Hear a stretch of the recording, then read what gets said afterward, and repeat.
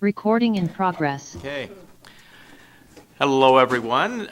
Calling to order the meeting of the Land Use and Transportation Committee, and it is 5 o'clock, so we will begin. I'd first like to recognize Councilmember Linda Kochmar and Councilmember Melissa Hamilton, who are on the committee.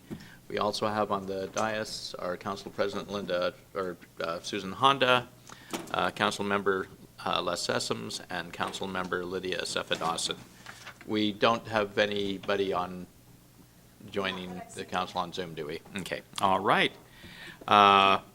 So anyway, to get started, we will begin with item number 2, public comment, and we have public comment from Mike Bullock-Ziegler. Did I say that right, Mike? Okay. you can say it the right way. Sure. Hello, everyone. My name is Mike Bullock-Ziegler. I live in Twin Lakes. I'm here to talk about the Greenway project that's on the agenda this evening. First, I think it's great the city's investing in non-motorized improvements in our city. I'd like to see more of those projects happen. But I'm here for 2 reasons. One is a request that when the budget packets are being created, that more design information is being provided, especially for these non-motorized improvements. It's tough to thoughtfully engage when it's kind of boiled down to a couple sentences or words of what this design actually includes. And the challenge or the problem I'm having with this design is that I am understanding that the city is going to, for this Greenway project, install a small curb to provide separation between the drive lanes and this new path. And it's frustrating because this sim design exists in my area of Federal Way, just south of Twin Lakes. And I've reported dozens of instances to the city where drivers will just use this protected pathway as a private parking spot. It ends up being to where kids are forced into the street. Its intended use of providing the separation and safety between those who are driving is lost. And we've spent a lot of time talking about it being an enforcement issue, a design issue. The city finally put up some no parking signs, and now it seems like we're about to do the same thing. And so I recognize that $1 million is not enough to build a sidewalk that full length, but there's a lot of space between a small curb and a sidewalk. And so I would encourage the committee to push back and say, what are we doing differently? Because it's a disservice to those who are going to use this greenway and to have to compete with those who are choosing to park here. It's an opportunity to improve on this design that clearly is not sufficient. And we want to use our funds wisely. $1 million is a lot of money. And so this area is probably not going to see improvements for a very long time, and whatever we put here is what we're going to have to deal with. And so I encourage the city to do better, try and see how it can improve on its design, and actually make sure this greenway is a space where folks can feel safe to walk, feel safe to ride their bike. It's also a space between Federal Way High School and the city center, so this is a safe route to school. It's an area that's going to be largely used by children, and we should make sure that they have the best facilities they can to make sure they're safe and can use that space as they please and have to worry about cars in the way. So thank you. All right. Thank you very much for your comments. Is there any other public comment? All right. Hearing none, we will go ahead on with committee business. First, item A, approval of the minutes of the February 2nd, 2026 meeting. I move approval of the February 2nd, 2026 minutes. Second. It's been moved and seconded. All in favor, say aye. Aye. Aye. It is unanimous. Thank you. Item B, approval to submit the NPDES annual report.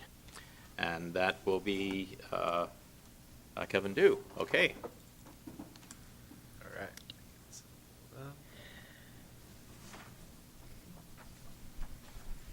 There it is.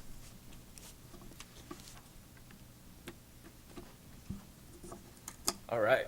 So, good evening, council members. My name is Kevin Dew. I'm the Water Quality Program Supervisor for Public Works. I'm here today to ask for approval to submit our NPDES annual report.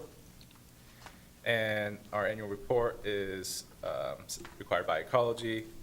I'm sorry here, trying to get my slides. There we go. Thank you. So the policy question here is, should City Council authorize the Public Works Director to submit our 2025 annual report to ecology as required by our stormwater permit? And so our stormwater permit allows us to discharge our stormwater into receiving waters of the state. And so they have 10 sections where we must comply in order to do so. And so I'll briefly go over each of these sections. So we have stormwater planning, which is basically making sure we have plans and programs for policies, for development of policies and strategies to protect the waters of receiving waters, or protect receiving waters. Because if they're going to allow us to discharge in there, we must protect them in our policies and plans. And so we fulfill this by our West High Level Stormwater Management Action Plan. We have our Surface Water Management Comprehensive Plan, our Surface Water Management Updates, which we do annually to let ecology know how we plan to fulfill requirements for the following year. You have Section 2, which is Public Education and Outreach, building general awareness about stormwater, engaging the community, eliminating behaviors that cause pollution, and promoting behaviors that protect the environment and prevent pollution. And so examples of these are our Storming the Sound with Salmon program, which we partner with Federal Way Public Schools, our tabling our public events such as Kids Days, Hooked on Fishing, Steam Night at schools. We have volunteer curb marking, litter pickup events, stream team, and we also have our Adopt a Drain program, and then our newest event, which was Rainfest from last year. There are sections, public involvement and participation, making sure the public has opportunity to provide feedback to our annual report and our surface water management plan. We allow this online through our website perpetually throughout the whole year. The approved plan and a surface water management plan is up there so they can provide feedback anytime they want. And of course, they can come to these meetings and provide feedback as needed.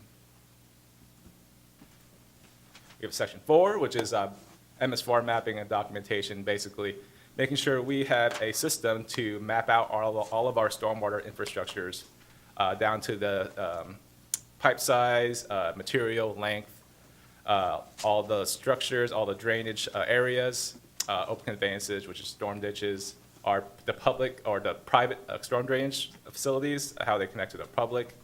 And then upcoming requirement for this year is tree canopy coverage, making sure we use existing data to find out our tree canopy coverage in public parcels. We have Section 5, which is illicit discharge detection and elimination. Basically a program to eliminate illicit connections and illicit discharges into our stormwater infrastructure. And so we have a IED enforcement program. We see any discharges in our storm infrastructure, we make sure we find the responsible party and then get it cleaned out. And if we can't, then we'll clean it out and go from there.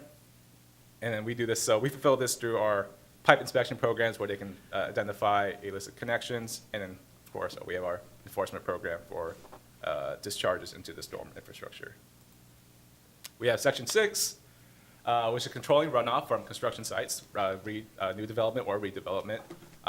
So making sure we have our construction inspectors go out there, inspect these sites, make sure basically anything that gets on the site or construction and all the stuff on the site stays on the site. It doesn't run off and enters our stormwater infrastructure. We have Section 7, which is stormwater management for existing development. And basically, this is a program where how we will plan to reduce pollution and stormwater runoff from existing development. And we do this by our stormwater retrofit projects, our enhanced and focused SMAP programs, our street sweeping, pipe line cleaning, property acquisition, and restoration projects. You have Section 8, which is source control program for existing development. So in contrast to our illicit discharge and detection and elimination, this is a program to prevent that discharge from ever happening. So we look for potentials for spills and making sure businesses implement best management practices per our code to prevent discharges from occurring. You have Section 9, which is operations and maintenance, making sure we have a program to maintain our stormwater infrastructure, and that is up to the King County Stormwater Design Manual. And so we do this through our stormwater inspection programs, our commercial site inspections, where we inspect private sites that connect to our public system. And then, our operations and maintenance crew over the maintenance yard, they maintain over 22,000 structures and over 480 miles of pipes and ditches in the city. And finally, we have Section 10, monitoring and assessment. We simply fulfill this by paying into a regional fund, which most, if not all, jurisdictions do. It's just more cost-effective that way. And all the fund goes to a committee who decide on projects and studies, programs to pursue using the funds. So the options considered here to approve the proposed annual report and authorize submittal to ecology or to not approve it and provide direction to staff. Any questions? All right, thank you for that report, Kevin. Do we have any questions? Oh, Les, go ahead. Yeah. Thank you very much for your presentation. I just had a quick question about your illicit discharge detection and elimination program, I guess. Yes, absolutely.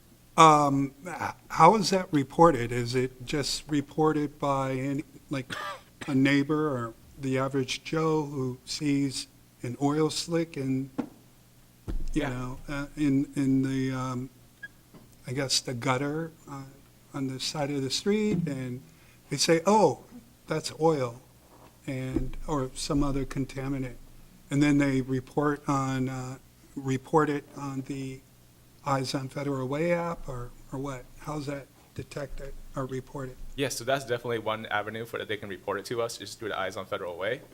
We also train all of our field staff to be able to spot this. So if they do see it, they let the water quality team know, and we go out to eliminate the discharge and go investigate it first to see if it's actually true what they say. And then we also get environmental reports from ecology. From anyone can submit to ecology statewide reporting system, and that goes to us. And then we track it by we have this program called NPDES Pro, and we track all the information required by ecology. Ecology has this whole appendix of what information they want to know, so basically we fill all that information out, and once we get all done, and we export it at the end of the year, and we submit it to ecology, and it's through a XML format that they specifically want. So if I were to, let's say, wash my car on a beautiful day like this, obviously I'm using car detergent or soap that's appropriate for car washes. It's going into the gutter or the drainage system. Is that a no-no? Technically, yes, you're not supposed to do that. You can use biodegradable soaps, right? But you have to do that over the grass or soil that can actually break down that soap. If you just do it on the pavement, it goes right into the storm drain, right into the next creek. And so it depends on where it happens. We usually just try to educate residents. We enforce more on the commercial side. But it's up to our discretion. So let's say there's something in between the creek or the receiving waters that could potentially, because in the summer everything's dry, it can go to storm pond, just infiltrate through the ground, right? And it wouldn't. And it also depends what type of discharge. Just soap if it goes to a storm pond, it'll just get infiltrated into the ground, and it's not going to discharge into receiving waters. Right. You have a question? Well, I was just going to say that the sanitary sewer system, we make calendars for the school kids that says, wash your car on the lawn. So it'll go down. That's great. It'll get absorbed all the way down to the fresh water, which is underneath. So if you have any grass around, Natural filtration system. yeah. I have a quick question for you. Obviously, looking through this report earlier, I mean, it's a pretty extensive report. It takes a lot of man-hours to put it together, I would imagine. And, obviously a critical issue. But if the state only required this every 2 years instead of every 1 year, would it be a better use of staff resources? Potentially. Depends how much more they require us, because sometimes, so they have deadlines, and certain deadlines come annually, some deadlines come every 2 years or 3 years. Each permit cycle is about 1 to 5 years. I say it could, but it could also, we have to report everything that they required us in that 2 years, so it may not. Okay. But yeah, I don't know. Yeah, okay. I was just thinking, I mean, and not that we can have much influence with the state anyway, but it just sometimes seems like that if there's paperwork that's redundant, Right, yeah. there could be better use of staff resources. So, okay, all right, thank you. All right, seeing no other questions, do we have a motion? I move to forward the proposed submittal to the 2025-2026 of the 2025-2026 annual report to the March 24th, 2026 consent agenda for approval. Second. It's been moved and seconded. All in favor, say aye. Aye. Aye. It's passed unanimously. Thank you, Thank you very much, Kevin. Thank you.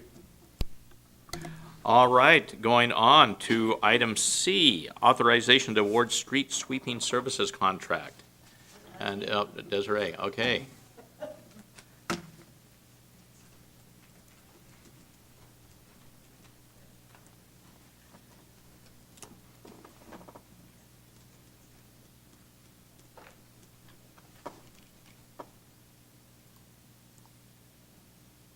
Right. Okay.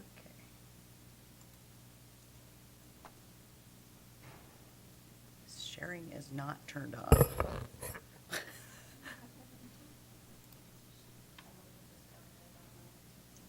Can I share now? Okay. Wait.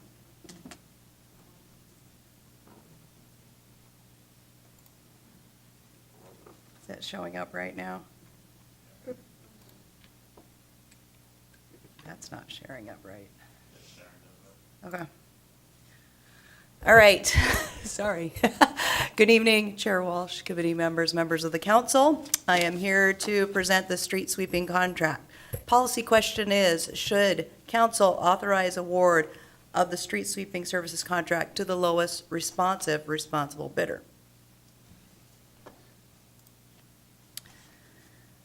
So some background, we provide street sweeping services of all the public roads. It is considered a best management practice for stormwater management. And you get all the, as much as you can, right? Sediments off the road. So it is funded by our SWIM program. 2 bids were received and open on January 30th, 2026. With the low bid being McDonough and Sons Incorporated for an annual bid amount of $162,615.84.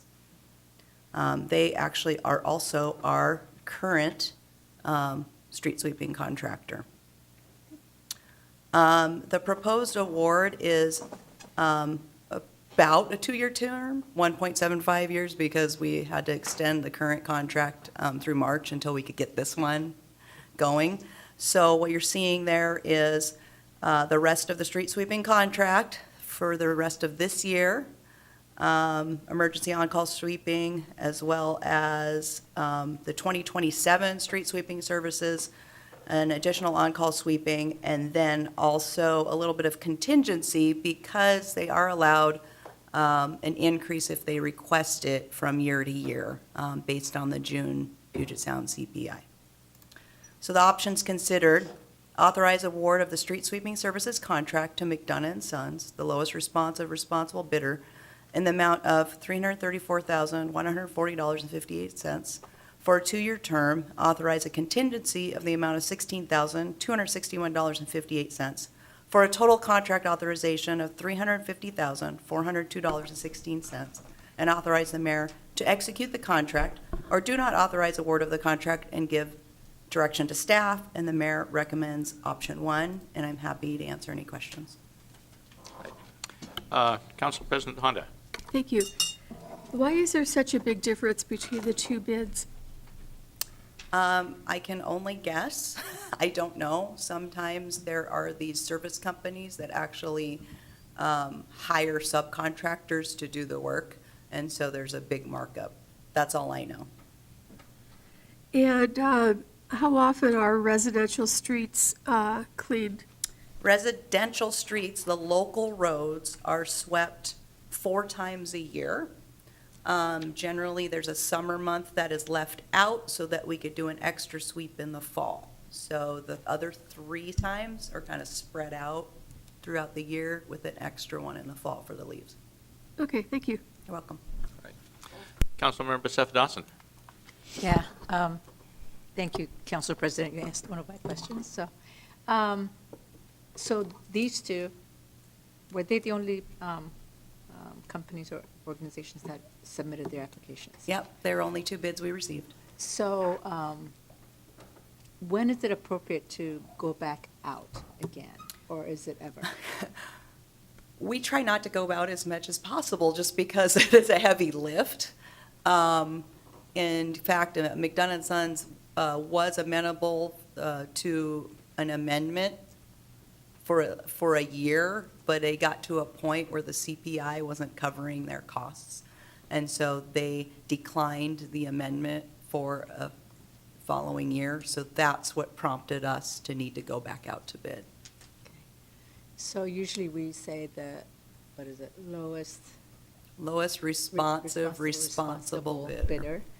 So, but what, lowest is not always, and hopefully, the operative word, correct, in this? Or do we always do that A lot of also? times it's the lowest bid, yeah. What if their job is not as good? Right. As long as they have everything that's required on the specs, which is, we can go and verify either by references, by asking for other contracts that they have they been responding. We can go and inspect their equipment. We have a certain maximum age that their equipment is allowed to be, those type of things. But yes, we go with the lowest bid, but we also do want them to be responsible. Thank you. Yes. All right, Councilmember Hamilton. Can you go back to the slide where it showed the two bids? Let's see. Yeah, go backwards. Oops, sorry. There it is. Okay, and these numbers were for just the 1 year? Correct. Okay. And Council President already asked my first question about the huge difference there in numbers. I don't know. Yeah, but, so It may thanks for be- answering that. It may be, and I honestly did not look into Pacific parking lot maintenance. I am really not sure who Yeah. they are. You just don't know. You don't Yeah. know if, potentially they were in a position they could only do the work and meet our specs if they went and bought a new piece of equipment, right? So, we don't, unless the lowest bidder is not responsive, we don't spend a lot of time analyzing the other bidders. Yeah. Okay, and then I actually just saw street sweeping today in my neighborhood. So it was downtown. And are we happy with the lowest bidder? Yes. Okay. All right, that's all. All right, Councilmember. Quick question about sidewalk sweeping.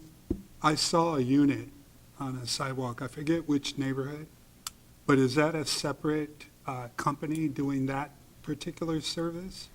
Not knowing exactly which sidewalk you're on, we don't have a sidewalk sweeping service. For us, there's a couple of different scenarios you would see for us. We have in several locations in the city what we call pervious sidewalk, so that the sidewalk actually will drain. But in order for it to remain pervious, it has to be cleaned regularly. So we have our own piece of equipment called the Cyclone. It would have also our City of Federal Way logo on the side. So that is us and our city crews doing that. We also will occasionally, upon request, if some areas get moss covered, we can either use the Cyclone piece of equipment, or you'll see us with like our Bobcat and the broom on it to clean that moss off because it gets kind of slippery. But we don't have a specific regular sidewalk sweeping program. Okay, thank you. Yes. Go ahead, Lydia. Yes, go ahead, Lydia. Oh, yeah, go Okay. ahead.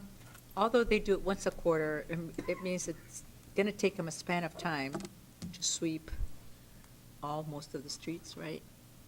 Yes. So it doesn't mean we're just seeing them once a quarter. On the local roads? Yeah. Yeah, that's about all you see them on. So they can do all the work in one day? Or do they? Not exactly, and I have a schedule that's actually online. They're in town pretty much almost every day. The collectors and the arterials, they're done more often, so more like once a month Okay. type of thing. So Yeah, and they kind of break it up into quarter sections of how they do the city. Yeah, okay, thank you. Right. I was Coach going to make a joke for Lydia. So John, my grandson is actually in Florida right now working on Blue Origin with a spaceship. And he's going to be there for a couple of weeks. And they've called the new types of ships that they're building the Glenn 1, 2, and 3 after John Glenn. And John Glenn had said, would you want to go to the moon on the lowest responsible bidder ship? That was many, Fair. many years ago.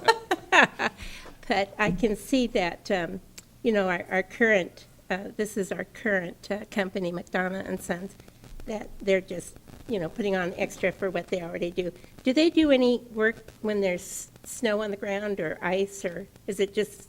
No, they stay away. They let us do all that until we get all of it gone, and then they'll come back. Okay, just curious. Okay.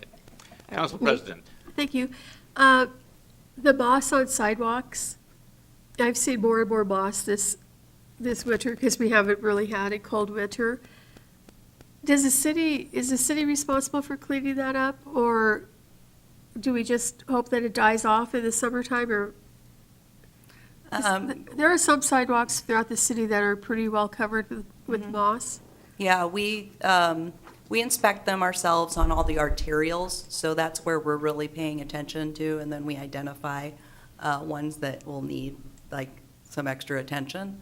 There are some regular locations, like, around Twin Lakes Golf Club, that whole 320th stretch that gets really covered with moss on the regular. And we count on C-Click Fix Okay. calls as well. But if someone were to report it, the city would go out and try to take care of the moss?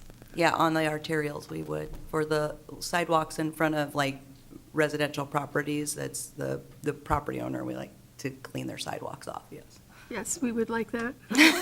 Thank you. Thanks. Right. All right. If there's no further questions, do we have a motion?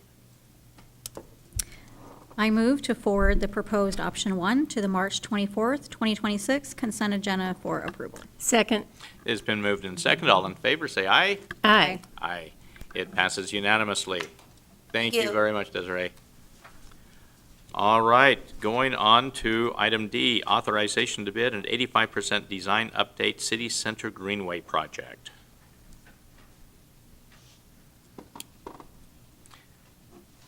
And, let's see, and here, Blake Mesmer?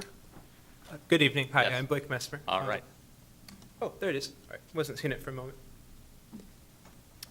All right. I am here to present authorization to bid an 85% design update for the City Center Greenway project.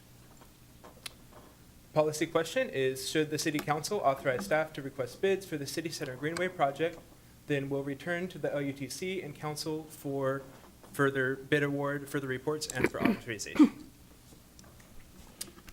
Here is a map of the project location, generally east of 99 on 308, down 20th to 312. Just some background information on the project. We were here before to ask to apply for a grant and accept the grant for this project. But the goal of this project is to improve the connection between the Poverty Bay Trail at Federal Way High School and the existing sidewalk and bike lanes in the city center. And the scope includes providing a pedestrian shoulder, not a path, roadway striping and signing, and illumination upgrades. Here is the budget. Available funding is $1 million. And our estimate at this phase in the project is only an estimate, is $776,000. Options considered are option 1, to authorize staff to complete the design and request bids for the project and return to the LUTC and council for bid award for the reports and authorization. This is the mayor's recommendation. Or option 2, do not approve staff to proceed with this project and provide direction. Questions? Yes, Council President. So this is not building a sidewalk, it's just striping part of the road, saying part of the road is a sidewalk. Is that what it is? Essentially, yes. Part of the project also includes certain areas where we didn't quite have the width. We'll be doing some widening, as well as some treatment to the pavement, lighting upgrades, et cetera. But essentially, yes, this is not a sidewalk or a path like we've seen at the Poverty Bay Trail. This is more of a shoulder treatment. So then are you going to cover the ditches up to, when you widen the road to make it, so you can show that part of it is supposed to be a sidewalk? So before the project begins, we actually already have the ditching crew scheduled to come out, and they're going to actually go and reestablish the ditches. So some of those that may have been filled in or filled up over time. So that will establish that as this is the ditch, this is not a parking area, this is not the place to walk. But the place to walk will be largely on the existing pavement. Can we go back to the map, please? So this is a very established neighborhood with the street isn't that wide. So if we open up the ditches, on one side, I believe on one side the ditches are already open, if I remember right. And one side, the ditches are not open. So on both sides of the road, will the ditches be opened? Not that I recall. I think it's Just on one side? largely the ditch is on one side, yes. So then is the sidewalk going to be on the other side? Or is it going to be on both sides of the road? No, so we'll be providing the shoulder only on one side of the road. So on 20th, that will be on the west side. I believe the ditches are on the east side. So I think, what Mike said is very true. If you drive over by, it's Brigadoon, right? No, not Olympic View. Years ago, this city put in, instead of a sidewalk, they put in a barrier so that it looks like a sidewalk, or it's supposed to be a sidewalk. But cars will go over that barrier and park where they're not supposed to. So how are we going to prevent that here? Because if you drive down that road any day, you're going to see a lot of cars there. So how are we going to make it so that it's truly used as a sidewalk and it's safe? Are we going to enforce it? I'm just curious as to how this is going to work, because I'd like to see it a safe walkway there, but I understand the issue already exists in other parts of the city where we have issues with people not using these correctly. So how are we going to make sure that this stays as a safe sidewalk for people to use? Yeah, so for one, we are reestablishing the ditches, so people will not be physically able to park in the ditch. And we do intend to install no parking signs throughout the length of the project. And from there, it would be an enforcement issue. But, I have not seen many cars parked, especially on 20th. On 308th, we may need to do additional enforcement. We'll have to see. And how wide are these going to be? Approximately on 20th, approximately 6 feet wide, and on 308th, approximately 8 feet. I say approximately, as you mentioned, it's a more established neighborhood. The width of the road does vary somewhat, so. Okay, well, I hope it works. But I think we're going to have to really watch for the enforcement piece of it to make sure that it does work so that it's safe. All right, thanks. Thank you. Councilmember Hamilton. Am I hearing correctly that the sidewalk is only going to be on 20th, but no sidewalk on South 308th? This is not a sidewalk. This is a shoulder. There is some existing sidewalk at portions of 308 that we'll be tying into. There's also existing sidewalk at the intersection of 20th and 312th that we'll be tying into. But throughout the length of this project, the scope of the project does not include building a traditional sidewalk. This is more a a shoulder that can be used for pedestrians, but it's not a sidewalk. That's just not in the scope and budget that we have. Did that change recently? Because I thought I had received a notice saying that there was going to be a sidewalk on 308th. No, Or has that always been? this has always been the plan. This is what we applied for the grant to do. Okay. I mean, it's not affordable to build a sidewalk through this Okay. section, unfortunately. Maybe I misread the notice. Could have been, okay. we do have some sidewalk projects in Fairhouse, so it could have been a different project that you're Okay. referencing as well. And then I'm just curious, why was the plan to go down, or to end on 20th and not go all the way down to 22nd? I know that there are some very hilly parts of South 308th, and there's some blind hills going down there all the way to 22nd, I believe. Is there any plan to improve the walkway farther down South 308th? Because the students, they walk all the way to Steel Lake Park on that South 308th, a lot of them. Yeah, so for the purpose of this project was really to, as identified in the Southwest King County Trails Plan, kind of help complete the city's network for multimodal transportation.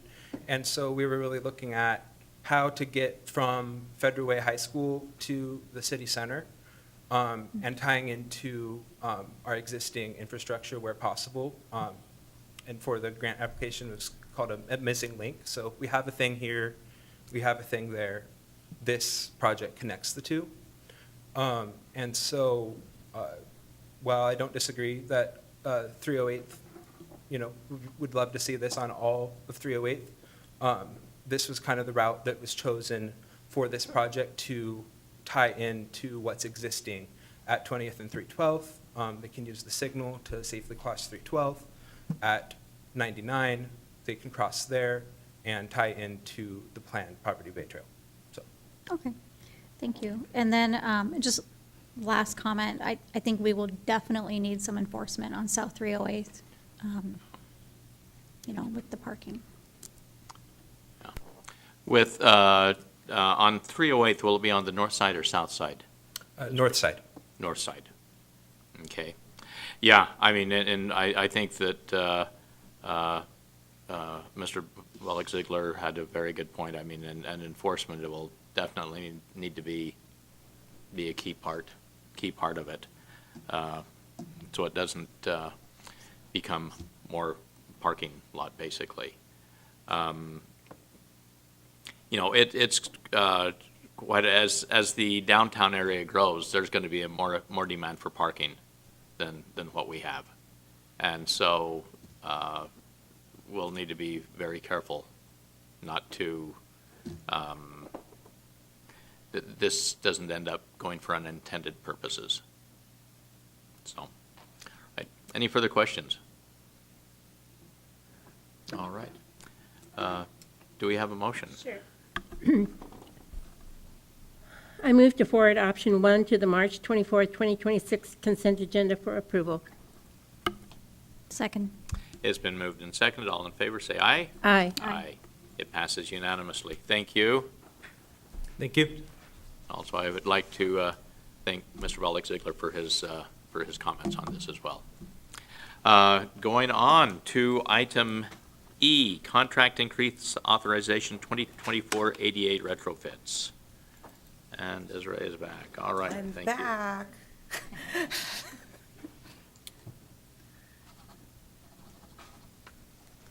Oh, boy. Okay, hold on.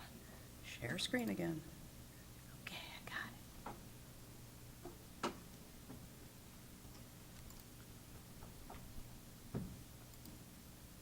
I don't see it. Where are we going?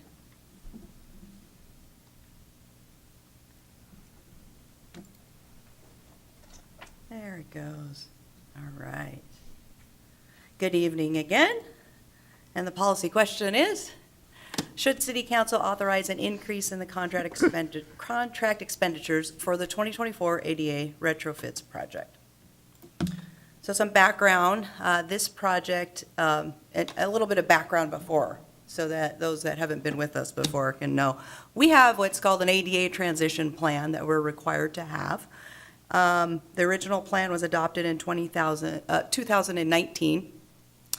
It identifies all, right now, the public right-of-ways, at least within city center, on all of our arterials, and we continue to do more field work to determine where all the deficiencies are related to Americans with Disabilities Act access in our public right-of-ways. And you can see that primarily like on our curb ramps, steep cross slopes on driveways that are difficult to traverse. It's our traffic signal push buttons. Are they close enough, to be able to access them and safely cross the road? So since then, in the budgets following, the council has approved a $250,000 per year program where we do standalone and with other projects, ADA retrofits to try to get all of our, eventually, right-of-way up to standards. So this particular project was to upgrade 13 curb ramps in the city center. In August 12th, 2025, the contract was awarded to Cali Denny Construction. The contract authority total, which was the bid contract plus contingency, was $274,895. We are today requesting that be passed on to council for another $50,000 in additional contract authority. This has to do with some unanticipated utility conflicts. There was a wall that we had to demolish that was a little more beefy than we anticipated, and some pavement and sidewalk restoration that comes to the whole wish we had x-ray vision and can determine like how thick everything is and if maybe the rock that's underneath the existing sidewalk would be good enough to reuse. So that's where some of the overruns came into play. They're all legitimate costs. They probably should have been included with the original contract scope, but they weren't. But these are items that we do need to do in order to complete the project. So the funding for this, like I said, it's an annual program, and so it gets infused every year by $250,000. In this case, we got some lift money, which allows us to use these funds within the city center, and some real estate excise tax, so that's the $250 total. And then we had carryover from the program as it's gone from year to year to year, because some years we have cost savings. We don't spend the whole $250,000. And that carryover unused was $335,000. So currently, we have budget of $585,000 toward this project. So the total construction budget for this 2024 ADA retrofit would be the contract plus the original contingency that was approved. Tonight's requested $50,000 of additional contract authority and construction management, with the total construction costs for this project being $379,895.50. So the options are authorize staff to increase the contract expenditures for the 2024 ADA retrofits by $50,000 for a new total of $324,895.50, and do not approve the increase in the contract expenditures for the 2024 ADA retrofits and provide direction to staff. And the mayor recommends option 1, and I'm happy to answer any questions. Right. Councilmember Hamilton. Thank And thank you, you. Desiree, for your presentation. Thank you, Desiree, for that report. So obviously, we need to make this happen, but do we need to increase the contingency moving forward? No, that would also include any additional contingency. I actually anticipate, based on a cost to complete, we probably need about $30,000, but I didn't want to have to come back. Okay, thank you. Right. Council President? So, Oh, go oh, I'm ahead. sorry. Okay. Yeah. Sure. I think you had your light on Okay. first, so go ahead, Susan, first, all right? All right, thank you. So on the map that you have included in the packet, where there's little dots and they have different colors on them, Yes. what do the colors mean? Like, some of them mean where we were strictly doing the ramps themselves, and then different colors mean that if it's a signalized intersection, we probably were adding the push buttons being upgraded as well. So we're, on Pack Highway, you have 324th, and you have a blue line and an orange line. And then after that, there's 4 circles, 2 are orange and 2 are purple. Are those being improved? Do you see what I'm talking about? Is there something being done there? It's outside of the boxes, the boxed area. At the south end.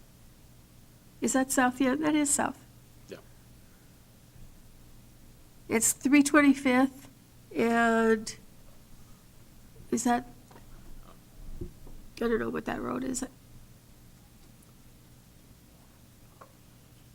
I did think there was a couple ramps there. Is that be south of 324th, the 2 little green dots? Right. Yes.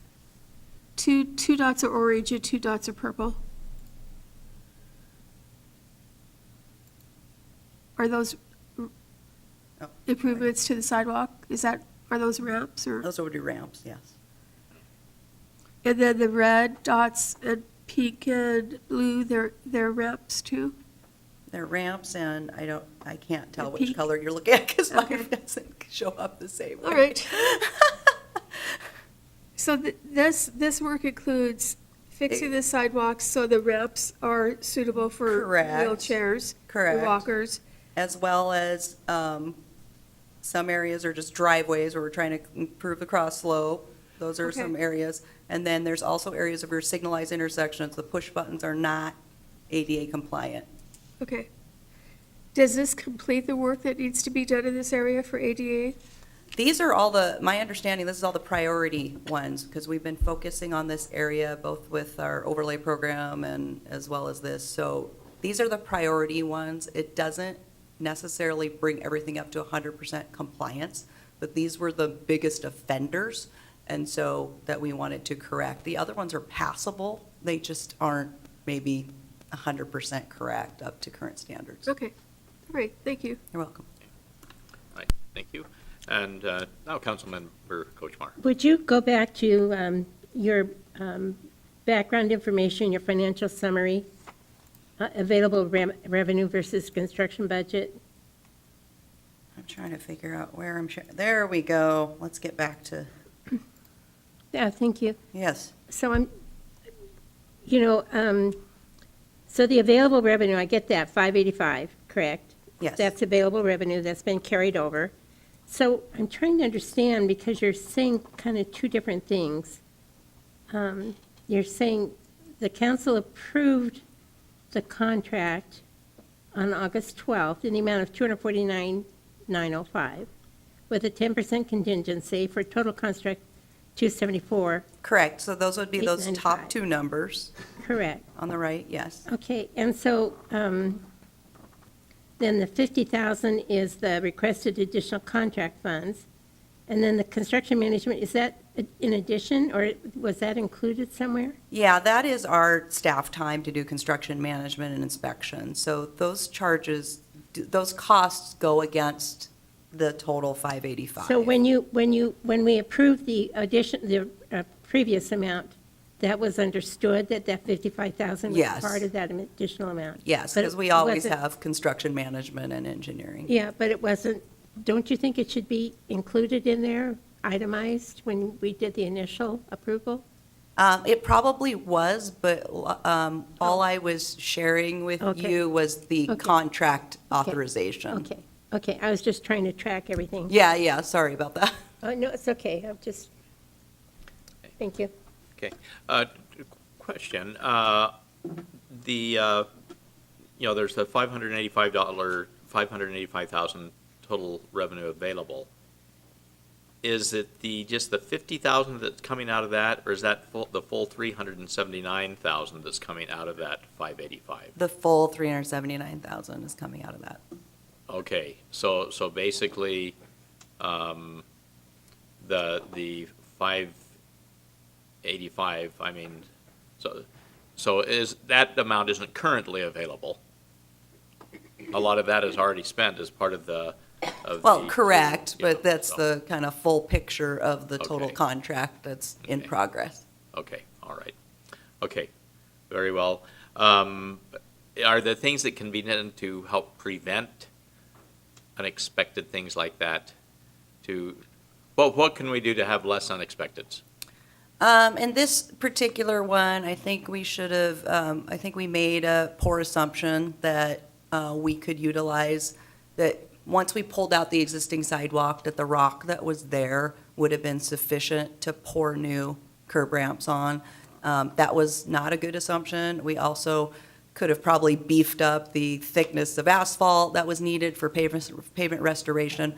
We just needed to increase the quantity of kind of preparation and restoration work that would have been included then in the contract's bid right off the bat, because instead of having, say, 1 ton of crushed surfacing top course, it was the 80 tons of crushed surfacing top course, or the rock, that we really did need to complete this project. So is this project, is it underway I mean, what's the Yeah. status of the project right now? We have all but 1 ramp done. I think we have So some so push the work buttons is to do. already- Yes, The work is already basically done? it is. Okay, so, okay. All right, thank you. Councilmember Hamilton.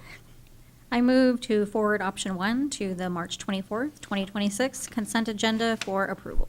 Second. It's been moved and seconded. All in favor, say aye. Aye. Aye. It passes you. unanimously. All right, thank you. All right, next is item E, contract increase. Oh, no, that was that. Item F, resolution setting public hearing on proposed street vacation of a portion of 16th Avenue South. And we don't very often have this many people present for something this dull. So anyway, so go ahead, Mr. Spadoni. Good evening.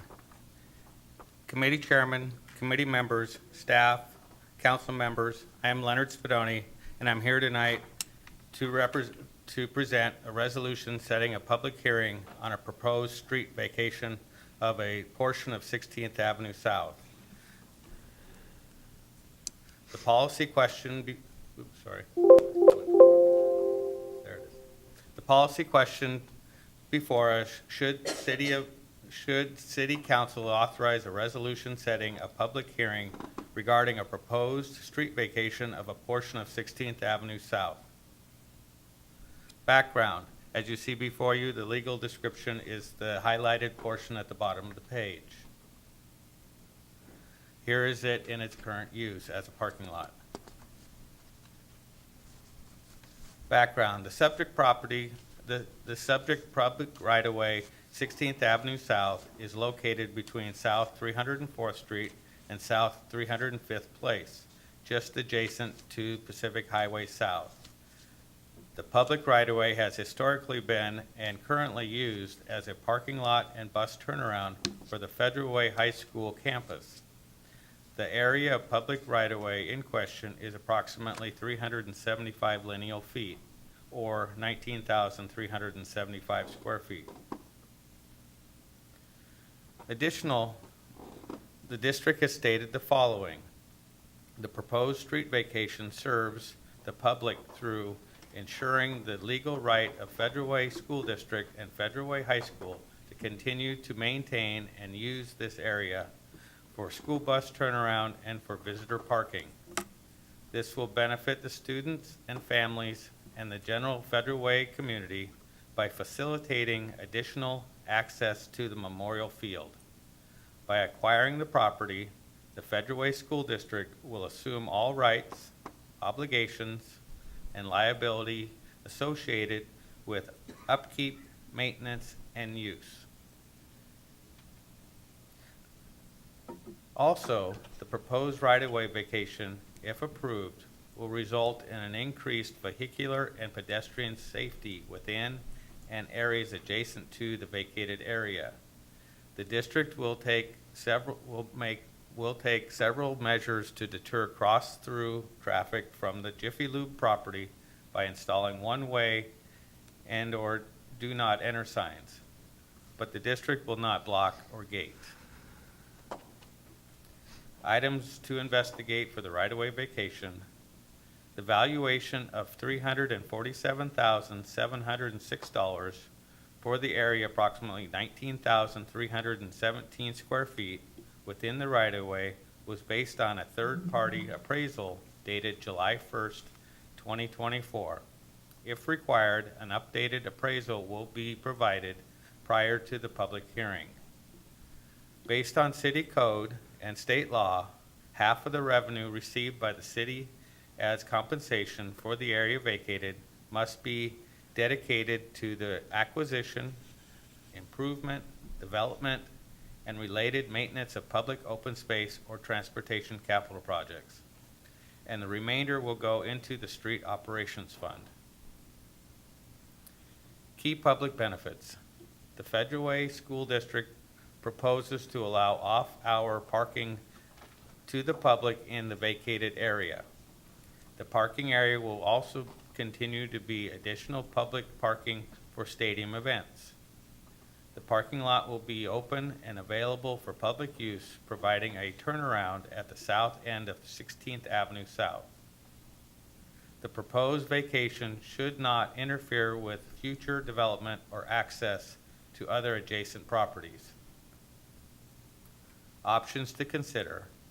Option 1, recommend that the resolution be passed and set an April 21st public hearing date on the vacation of a portion of 16th Avenue South. Option 2, do not authorize resolution to set a public hearing on the vacation of the portion of 16th Avenue South and provide direction to staff. The mayor's recommendation is option 1. Questions? Right, thank you for your presentation. Councilmember Kochmar. I was just curious why this was brought up, since it looks like they're already doing it. Well, currently the city owns it, so we would then have the liability if something happened. Oh, still so we don't brought it up. necessarily skirt away from liability whenever there's public attendance, but this Federal Way School District also doesn't want us to come in and decide to reopen the street and then hinder their ability to use it as it currently is for parking and turnaround for buses and stadium use. No, I agree. I was just curious what brought it up, because, It was a joint good idea. So, Councilmember, this originally came up when they redeveloped the high school, or rebuilt the high school almost a decade ago. I'm looking for phone a friend here for a year, but I think it was 2016, 2017, maybe earlier than that. This was supposed to be resolved as part of the plans to redevelop the high school, and it kind of got missed. they probably didn't have the money either. Well, yeah, I don't think it was even financial. I think it was supposed to get resolved as part of the redoing the bus access, and both sides just kind of missed it. So we're playing cleanup a little bit. Council President. Thank you. Excuse me. I go to Federal Way High School every Thursday, and I was sitting in the parking lot last week thinking, when is this coming back to us? Because I know it was supposed to come back to us to keep moving forward. So I'm glad it's coming back to us. But I would like to request more disabled parking in that parking area. We have 2 spots there, and those are generally full. So if we could get just maybe 1 more or 2 more, I think it would be 2 more. I think it would be beneficial to the people who use it. And the reason being, the new parking lot has quite a bit of parking for disabled folks, but the front door is closer to this parking lot than it is to the new parking lot. And so if you're disabled and you have to park down in the new parking lot, you have a very long walk to the front door. So this parking lot should, in my opinion, have 2 more parking spots for disabled people, if possible. I'm sure when the school district actually receives the property and then the upgrades, that they'll be looking into that kind of stuff. At this point, we're just looking at whether we are willing to give it to Federal Way School District to control and maintain. All right, I just wanted to throw that out there. Thank you. I see some note-taking being done out there, so anyway. Thank you, school district people. Yeah, it looks like we're just cleaning up something that should have been taken care of years ago. But, Councilmember Sessoms. Can you please put that visual up there again? Yes. Oops.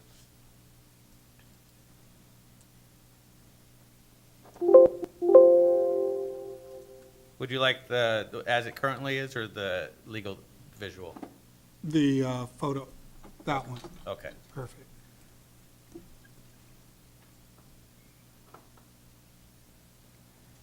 And the Jiffy Lube is at the top right, correct? Correct. Okay. Where it kind of looks like the blue and green spot, right in that curve. This also is where I think the trail project ends up coming out and reconnecting at the Pack Highway.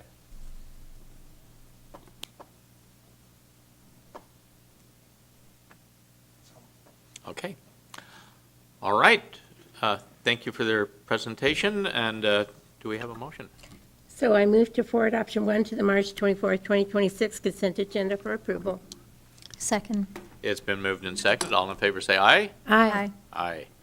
It is unanimous. And I think that that concludes the agenda. No other things have been brought before us. So our next meeting will be April 6, 2026 at 5 p.m. right here. And with that, we are adjourned.